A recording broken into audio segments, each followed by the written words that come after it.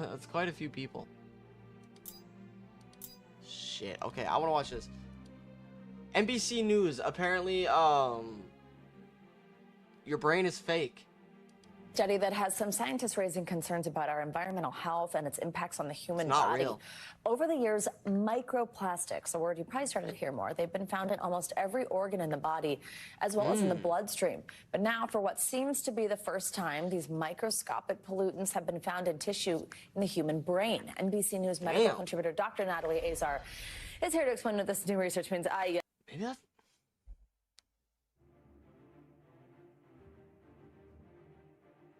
Maybe that's why I get a lot of headaches. I heat these up a lot. And they're plastic. Damn, I guess my brain is fake. Yeah. This is one of those ones where you're like, I'm worried about it. Don't think I can do anything about it, but you're going to tell me if I can. So let's first start with the information. It's a new study. It found microplastics in the olfactory bulb of multiple people, I understand. And there's a light bulb in there too now? Yeah, your brains are definitely fake. It's a psyop. This is a conspiracy theory. This is the Matrix coming out. During autopsies, this is responsible. This is you what kind of might remember this from bio or whatever, wherever you learn this. It processes information, smell, things like that. Yeah. According to the study, through a computer. Does that mean we're processes? breathing in these what could this mean? It's fake. Well, so experts are saying that this is a very reasonable concept, that the nose would be a Why is she cutting in and out like she's not portal of entry to the brain?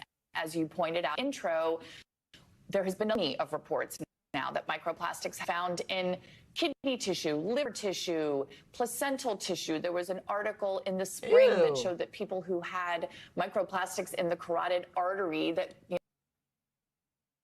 that could increase the risk of heart attack and stroke. So what they are surmising here is that if you have inflammation in nasal passages, the microplastics, it's easier for them to get in.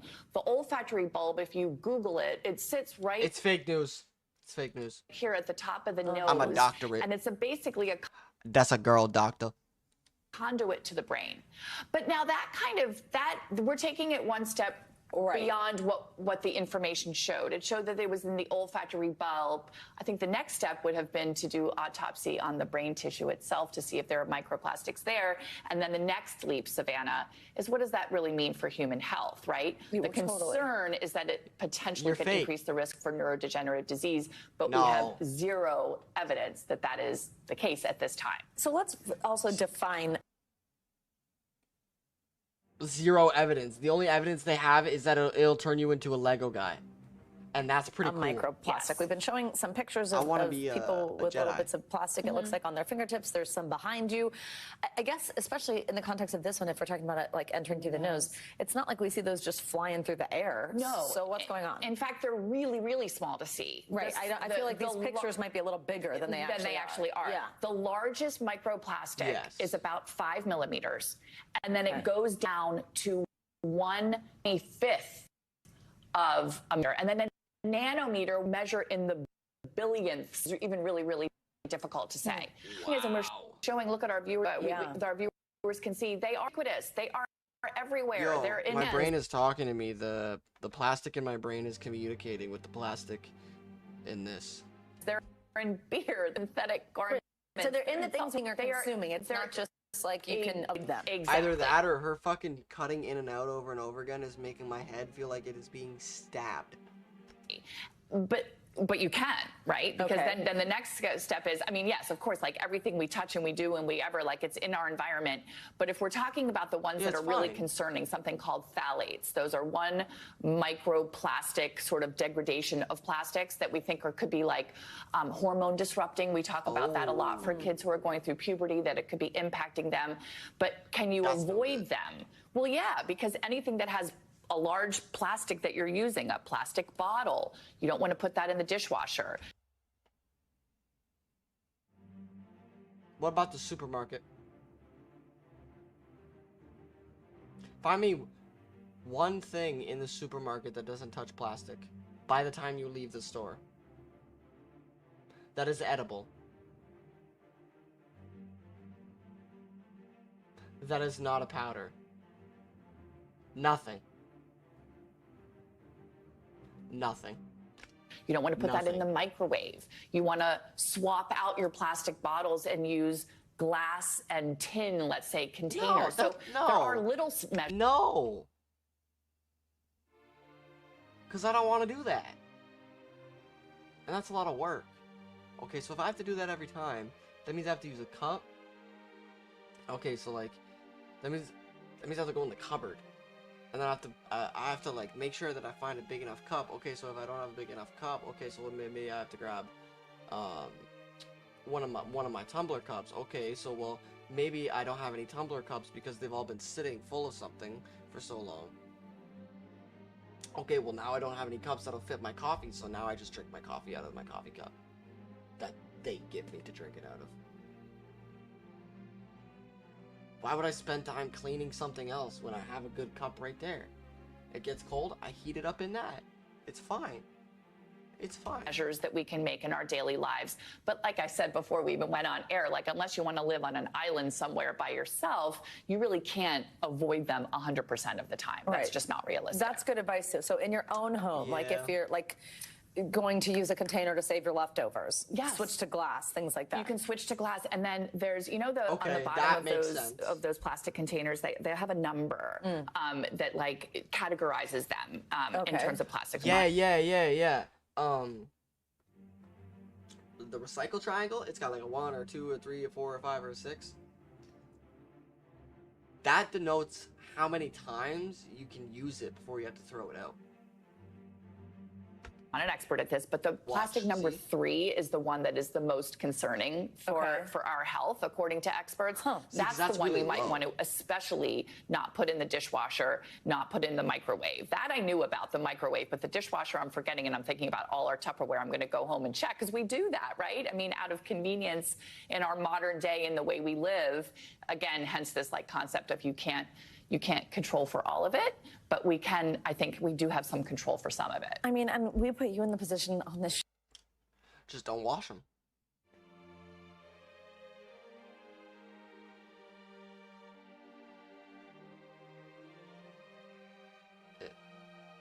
If that's the problem, just don't wash them. Right? That's show on NBC News of like, tell us a new thing that's going to completely revolutionize our lives. Yeah. And I feel like I'm always on a new kick, right? Like lately I'm like, I have to heal my gut. I've heard it's the second brain. That's true too. Yo, that's just women. And I can say this too. Okay, because I know it's a fact. I have 2 sisters, my mother. I've lived with them my whole life. And just them. It's pretty much always been us. Plus, had a girlfriend. Make that clear. For longer than I probably should have, if I'm being completely honest.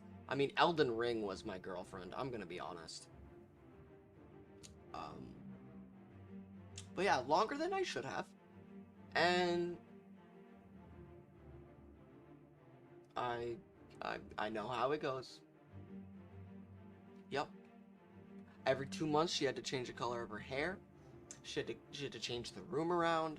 She changed how she did her makeup. She changed what her style of clothing was. She changed what kind of music. She always was doing something. She was always changing something or trying this or doing this. Oh, I found that. I saw this. Let me try. I don't care. I'm playing Elden Ring. Go away. I'm farming WoW, okay? I'm max level skinning and leather crafting. I'm working on blacksmithing. I'm mining. I'm beating dungeons. Do I care? No. Absolutely not. You have to do, and it's like, should I take this supplement in the morning? Should I drink this or that? Tell us on this one, is this something we should be factoring into the whole calculus of wellness that we're all dealing with these days, or is there not really much we can do? So maybe it's somewhere in the middle. Okay. You know, if that makes sense. I mean, I'm a little bit older than you, so I've already. What she's saying is no, unless you're old. already gotten to the point where I've kind of thrown my hands up and I've said, you know, I mean, what am I going to do? Because I'm never going to leave my house again, right? Because at every turn there lurks another health threat. Yeah, but I think like with this, we have the information we have. We have found them. There's been one study that's maybe shown an association with actual clinical disease. We will see there were one study.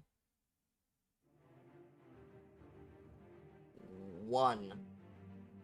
Probably be more to. You know what else had one study? The vaccines. So again, the things that are within your control that you can do, why don't you just start doing them and make it part of your wellness journey or your wellness lifestyle? But I think losing sleep over this, no. Okay. There's so much to think about. Dr. Azar, thank you so much.